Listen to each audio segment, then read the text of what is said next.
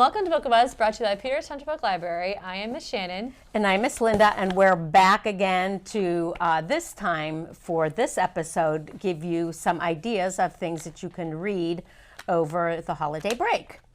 Yes. Yeah, so that should be fun. And we're still decorated, although we have our lights. We decided the table is lit this time, not us. Yeah, We decided. Miss Shannon was worried that her hair was going to catch on fire or something. She was getting toasty. I said, we don't really want smoke coming up or anything. Smoke coming out of my ears. Yeah. It already does enough. Yeah, I hear you.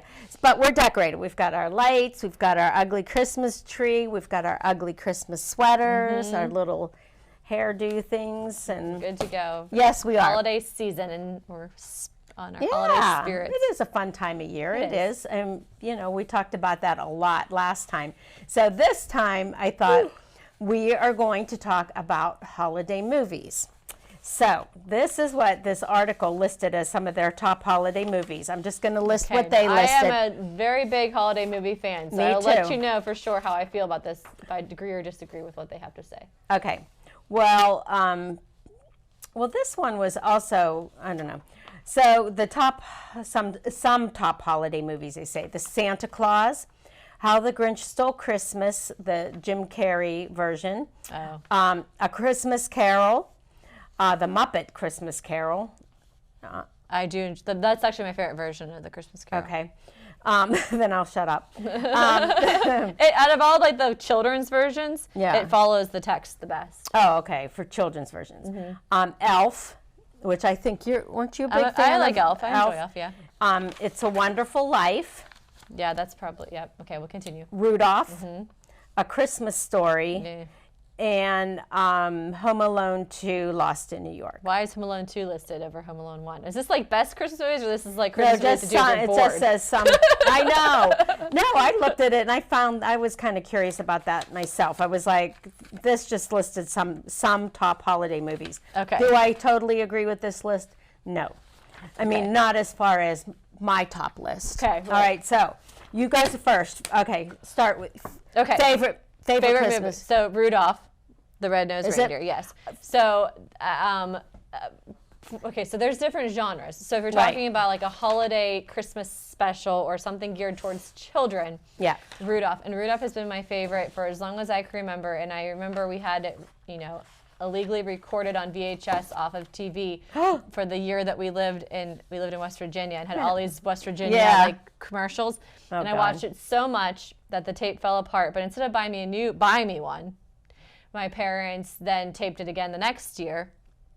And I remember for sure it had the Century 3 commercial, Century 3 Chevrolet, that one. You know? Thanks for sharing. Remember that jingle? Yeah, I do.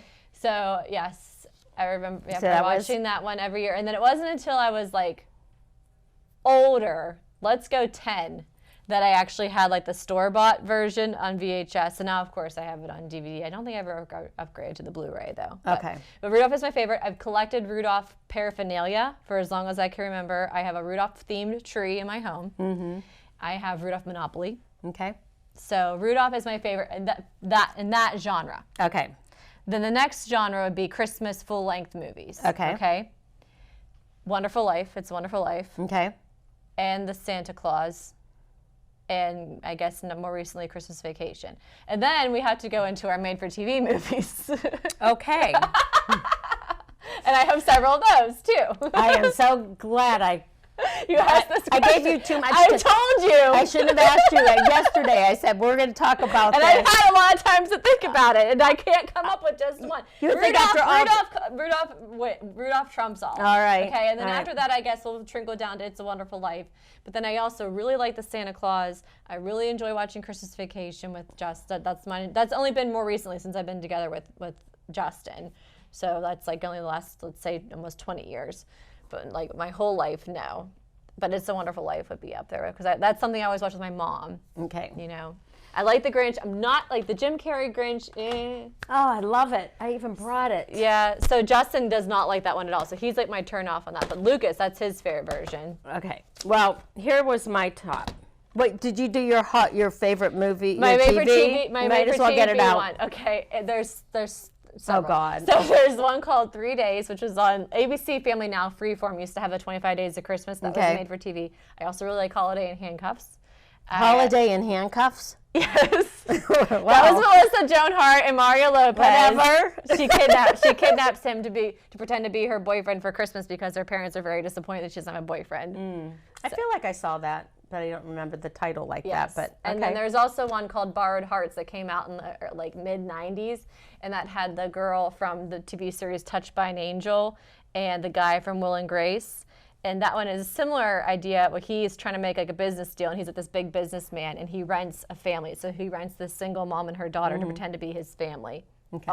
So good. Our dog is named after the little girl. Of course. Yeah. Okay. All right. So. Told you that's my favorite genre. Oh, you know. Apparently. I have the holiday movie checklist app, so I can keep track to make sure I'm watching all the new Hallmark movies. Okay. I am so not surprised. Okay. Well, I could quit there, I think. All right. I wrote down, as a child, Rudolph. Yes. That loved it. When that would play, even now, like I love seeing it. They usually play it now at the beginning of December. Right. And then I think, oh, it's the Christmas season. I used to love that one as a child. And then I wrote down, I like the Grinch, the cartoon one. Yeah. But Rudolph as a child. I think my all-time favorite, there's like two, but I wanted to tell you a story about one more. Okay. The Santa Claus, but we didn't have, the Santa Claus isn't in. This is the second one. I like all three, but the first, of course, is the best. Yeah. I know. This one's when they used to get married, right? Yeah. That's adorable. But I love the Santa Claus movies. My favorite, I love Christmas Vacation. Yes. Cracks me up. I can laugh. But it's not a family movie, though, unless your children are a little bit on the older side. Yeah, it just cracks me up. So I can funny. laugh and laugh and laugh every year, several times that season. Right. At the same spot. Right.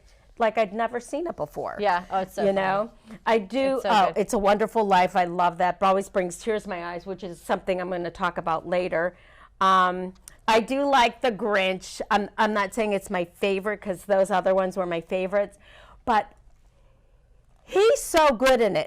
I think it's just him and that character. Yeah. And the facial expressions and how he talks. And yeah. There's just something about it that the new animated Grinch is really cute, too. Oh, Benedict Cumberbatch voices the Grinch. Okay. It's really, really cute. Yeah. Lucas's favorite holiday character is the Grinch, so we have Grinch PJs this year. Oh, okay. And he likes all three of them. He doesn't have a bias. Okay.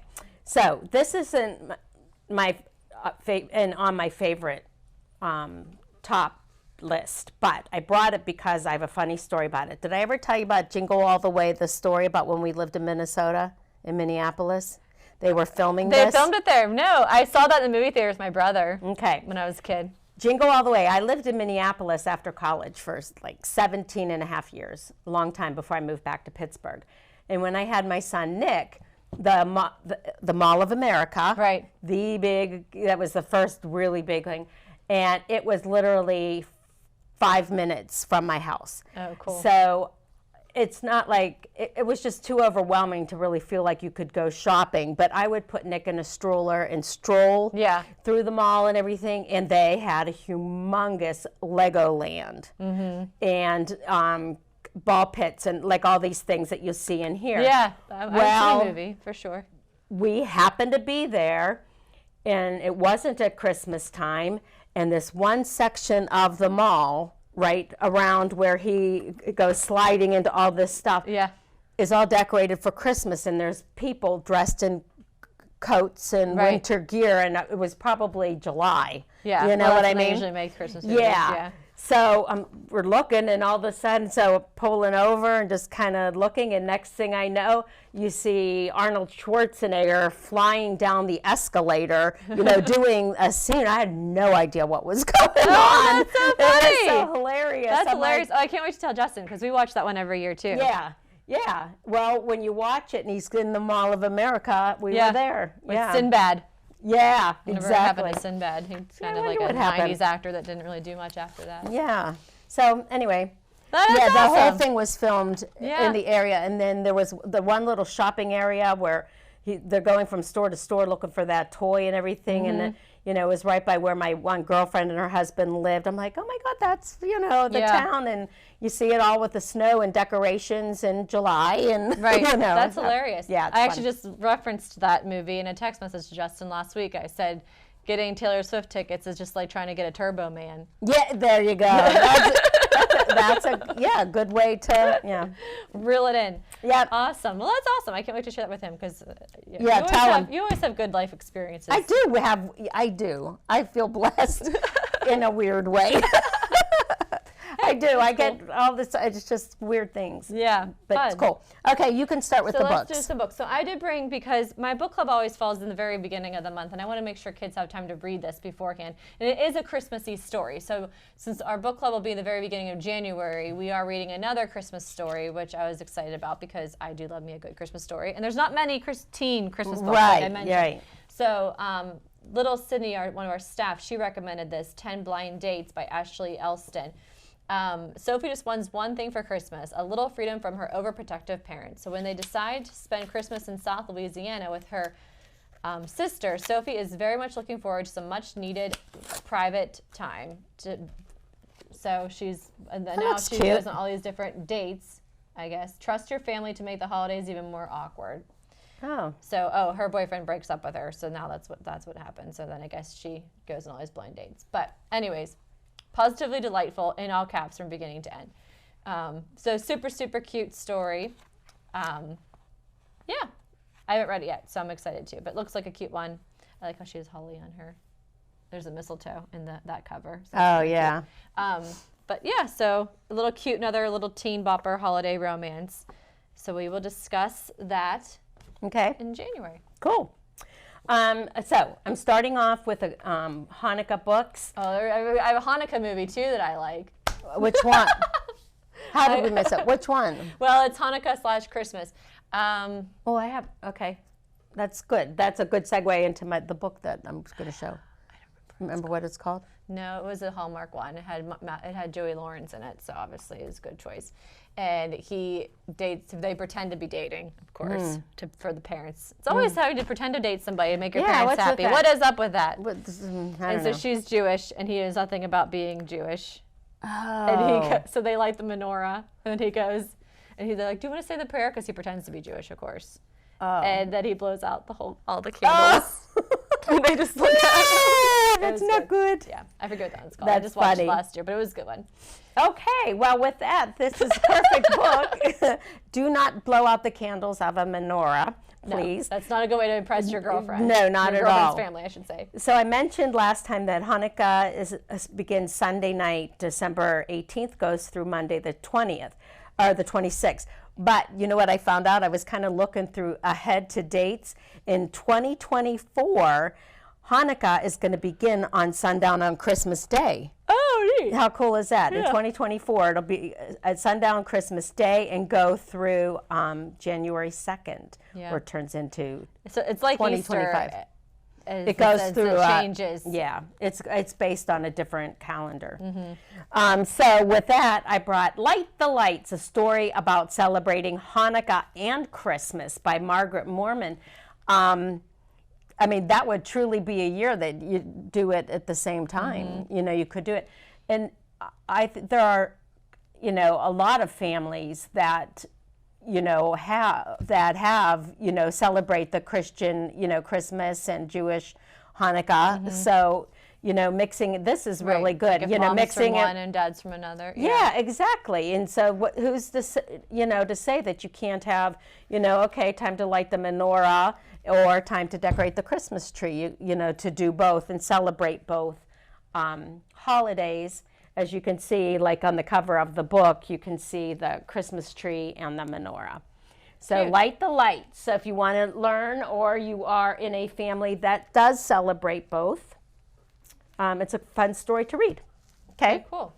All right, so as I mentioned, the amount of Christmas-themed books out there for teens is limited. However, I did not bring, but I will mention it because it goes along with our Christmas movie theme too, is Let It Snow, which is a group of, it's a teen book It's 3 short stories. John Green is one author, Maureen Johnson is the other, and forgive me, the third author, I cannot remember which one you are. And that has been made into a TV movie on Netflix. I think it's still called Let It Snow. You watched it because I told you to watch it. You were on like a flight, and I said you should watch this. The kids get stuck at this like Waffle House. Yeah, and I feel like I read it too because of your recommendation. Yes. Yeah. So it's cute. So you can read the 3 stories alone, or you can read them all together, and they're 3 short, they do all tie together at the end. Like it's 3 different characters, 3 different stories, but then they all kind of take place around the same time. In the movie, they did a good job with that as well. So that is another good book turned movie. Yeah. That is a teen book for the holidays, because like I said, there's not too many of them. Like Linda could go on forever talking about books about Christmas for kids, but there's not many for teens. So I did want to mention that one though, because that's a great one. But we do have, I'm super excited about this because this is one of my favorite teen authors. This is Marissa Meyer. I thought I went away for a second. The TV turned off. I thought I disappeared. So she wrote the Lunar Chronicles, which Linda and I have both read and enjoyed.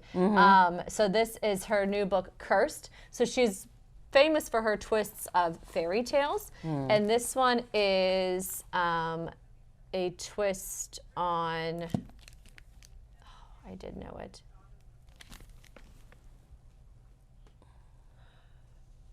I haven't read it yet, obviously.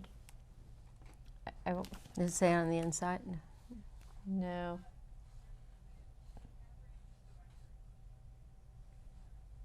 Well, Rumpelstiltskin. There it is. Yes. All right. So this is a twist on Rumpelstiltskin. I wasn't getting it from the description. Saved by the Bell. Okay. So I'm not too familiar with Rumpelstiltskin's story. I know he spins things into gold, but was he trying to like steal a baby or something too? Is that why he's spinning things into gold? Kind of. Yeah. There's a baby involved. There is a baby involved, and yes. In different versions. Yes. So I mean, I watched the TV series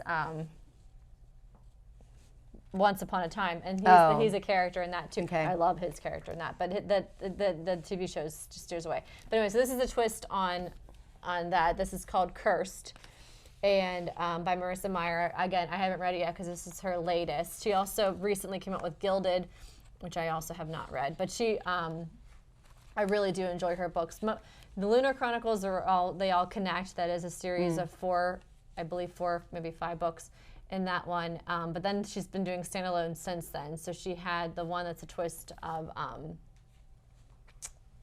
Alice in Wonderland, came out a few years ago, and now we have this Cursed.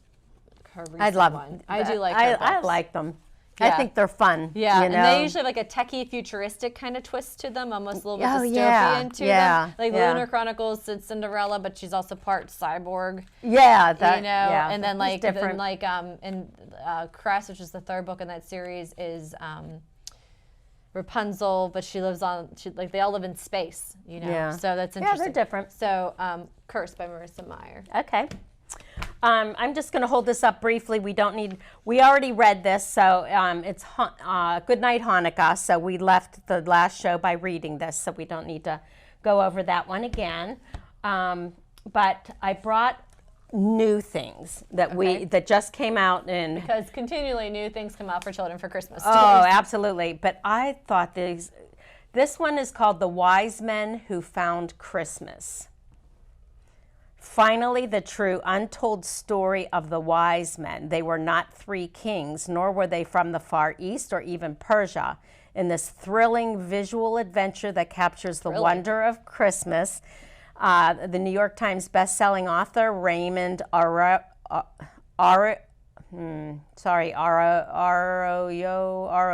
I apologize for mispronouncing that. Shares the true hidden story of the mysterious magi who risked everything to discover the truth, based on new historical evidence. So it's the untold story of 3 seekers who followed a star, et cetera, et cetera. The illustration looks beautiful, isn't it? I again apologize for slaughtering the author's name, but yeah, you can just even see how pretty the illustrations are. Brand new. Okay. You can continue. Go ahead, because the next one kind of looks like it connects. Okay. It's similar. It's another, it is. Spiritual Christmas story. The next one, it is sweet, and I couldn't resist. And yes, you see the 3 wise men. It's called A Donkey's Song. And this one is by Jackie Kellum. At least I didn't have to slaughter that last name. I apologize. Is he similar to Nestor the long-eared donkey, another family favorite? Yeah, and you know what? On the inside cover, it shows the donkey carrying Mary, pregnant Mary, and then Joseph walking along. Children will experience the first Christmas through new eyes in this beautiful, poetic Christmas nativity story told by the gentle but determined donkey who carried Jesus' parents to the stable in Bethlehem. So it's all going to be about that. And look at this. Look at him. He's cute. How can you resist? It's just those big eyes, and it's so sweet. Carrying, that's sweet. Yeah, it is cute. So, A Donkey's Song, another new Christmas. Okay. So the next one I'm going to share is Gallant. This is by V.E. Schwab, and I chose to share this because we do have some exciting news. Oh, I'm glad you did that. Last month we wrapped up our novel November, where we brought in author Andy Weir, who is a science fiction writer, to speak here at the high school for our novel November. And next year, we are having V.E. Schwab come. So what's awesome about her is she is a author of both children's, young adult, and adult books. She writes under Victoria Schwab. She wrote the, what is it, Anywhere Angel series, which is like a tween. You read it for your teen, Everyday Angel. Everyday Angel. Yeah, you're right. She wrote that series. Your tween book club read that a couple years ago. She wrote that under Victoria Schwab. She writes there's other like good middle grade books that she wrote. This one is her latest. It is a teen book called Gallant. All her life, Olivia Pryor has wondered who she truly is and where she belongs. Her only clue is a slim, battered journal, her mother's journal, full of entries that seem to show that she was unraveling and drawings that looked like blots of ink, until Olivia noticed a hand, a door, a bloom, a skull. Then a letter beckons Olivia home to Gallant, the one place her mother's journal warns her never to go. Olivia goes anyway. Of course she does. What she finds is her last living relative and her family's manor, a manor that with a ballroom and a sitting room and a study and a sprawling, vibrant garden, and the crumbling ruin of a garden wall with an iron door, a door she must never open. But no one at Gallant sent Olivia that letter, and no one will tell her what haunts her cousin's dreams, what happened to her mother, or what lies on the other side of the wall. If the shadows call Olivia home, will they ask her? What will they ask her of her in return? Wow. So this is her latest. It's neat. There's like illustrations and like quotes and stuff throughout the book. So I like how it's like organized in different colored pages and stuff. So we want everybody to start reading books by V.E. Schwab in preparation to have a chance to meet her here for the library next November. So you that's have a exciting. year. That's like your, maybe your 2023 going into the new year, like to-do list is pick up some books from the library. And like I said, we have them in multiple genres and age levels. So that's wonderful. Cool. It's exciting. The next one I wanted to show, and I'm saving my best for last, but this one, just because it's my favorite classic, the original Charles Dickens' A Christmas Carol. Love, love, love the story, the movie, the play. I've seen it in all kinds of versions. The Muppets is still the best. Oh, that's right. I forgot. Well, I forgot that you like that version. This one, actually, this book is illustrated with some of the pictures. And boy, they sure make Scrooge look Scroogey. But what a sweet story with a great lesson. Oh, yeah. And it's timeless. It is timeless. Like every year they make another twist on that. Yeah, there's always something. They'll come up with Christmas Carol done by dogs, Yeah. Well, I just took Lucas to a play, and it was a children's play, and it was a fairy tale Christmas. So the Scrooge was the big bad wolf. Oh, yeah, okay. And Hallmark has the one out this year that's a twist on it, The Ghost of Christmas Always. That's a twist of Christmas Carol. And wow. I was trying to see if it said when it was written, but Charles Dickens, he lived 1812 to 1870, so somewhere in that time frame. But this book, the illustrations, copyright was 1983. So yeah, that's an old one. Yep. You have another one? No, you go. I have one last one. Yeah, let's do go. Okay. So I was very curious with A Wonderful Life of the book that was behind it. Oh. Philip Van Doren Stern wrote the book that it's called The Greatest Gift. This is what A Wonderful Life is based on. Really? I've never known it was based on a book in all those years. The original story that inspired, me neither. I just started researching it, and I went through, I got this, we don't have it, I got it from another library in our system, of course, and the story starts with George on the bridge. Oh. So they skipped all the beginning skip part. All the pre-stuff, of his, but it goes from there. Well, it's a very short book to be covering a very long movie. Yeah, I know, exactly. So I want to read it though. Yeah, you should definitely.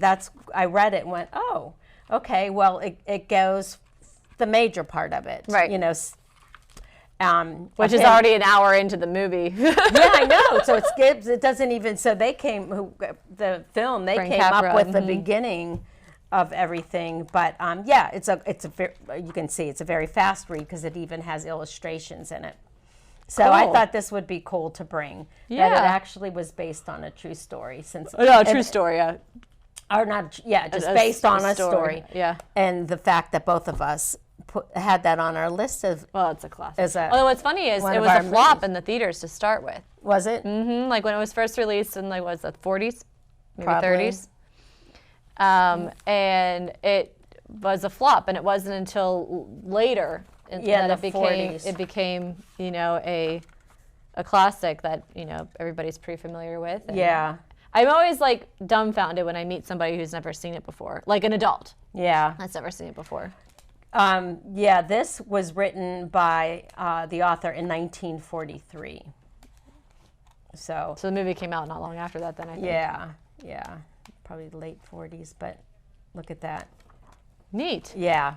So I'll have to pass it on to you to read. Yeah, for sure. Yeah. Well, I think we only have a minute left. Do we have anything else we want to? I have this other new book. It's Light Lark. It's by Alex Astor. It was recommended by Mary Lou, who tends to write a lot of more like dystopian things. Welcome to the Centennial. Every 100 years, the island of Light Lark appears for only 100 days to host a deadly game where the rulers of 6 realms fight to break their curses and win unparalleled power. So this reminds me similar to I can't even think of the title of it right now. So but another fun kind of dystopian kind of a story. Well, all kinds of books we brought to keep for you busy, and the movies to keep you busy through and the holiday season. We have all those movies on DVD at the library, and we have just inquired some more. So yes, and these obviously are not the only books that we have in the library. We just wanted to give you throw out some food for thought for your holidays. Those of you that get off of school or work, or if you're going on vacations or whatever. Yeah, good lots of good reading material. Yes. I know there's some that. I still want to read that Jay Asher one. Yes, it's a good one. Yeah, so happy Hanukkah, Merry Christmas, and happy we'll holidays. see you. Oh, happy holidays! We'll see you in the new year. Oh, I know that's what I say. Good luck as you start off 2023. Oh yeah, yeah. We'll be talking about that next time. The new year. Oh, crazy. Okay, very good.